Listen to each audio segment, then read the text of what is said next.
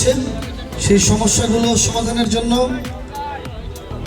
সকল শ্রেণী পেশার মানুষ, যাতে করে এখানে স্থানীয় জনপ্রতিনিধি, সাংবাদিক মহল এবং প্রশাসনের জায়গাগুলোতে একটু সক্রিয় হবেন। আমাদের এই অঞ্চলে চলমান সমস্যাগুলোর মধ্যে সবচেয়ে বড় যেই সমস্যাগুলো রয়েছে, যে সামনে বৃষ্টি, আমাদের এই অঞ্চলের সবচেয়ে বড় সমস্যা হচ্ছে জলাবদ্ধতা।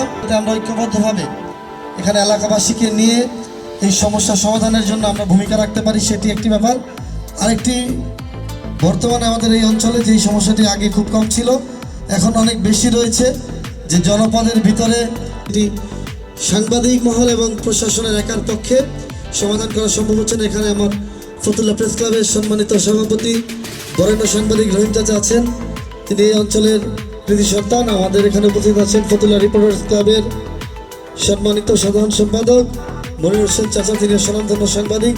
আমাদের এখানে আমাদের স্থানীয় মুরব্বীরা উপস্থিত রয়েছেন, জনপ্রতিনিধিরা, এই 1-2 নং ওয়ার্ডের জনপ্রতিনিধিরা উপস্থিত রয়েছেন।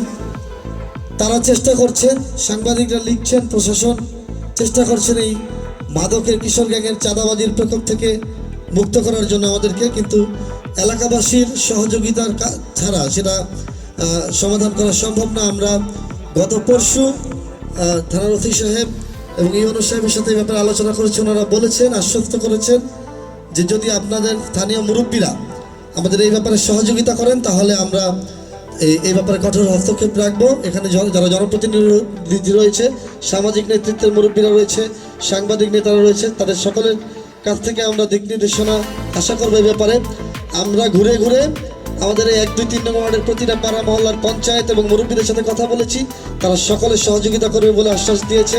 আমাদের রাজনৈতিক ব্যক্তিবর্গ সহযোগিতা করবে বলে আশ্বাস দিয়েছে। এখানে যেহেতু সামাজিক নেতৃবৃন্দ রয়েছে।